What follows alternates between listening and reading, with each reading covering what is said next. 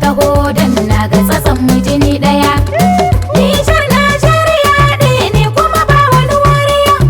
Al'adun mu iri daya kuma Hausar tamu kala daya. Sannan abba gida gida ba kana kwankwasa na mu jagora. Madugu sunan ka mun dora dutse da fashin ta ma daura. Kwankwasiya ta mu dan Musa bishiyar mu tana ta yin rasa. Tafiyar mu tana ta yin nisa waye kan kama mu dau fansa.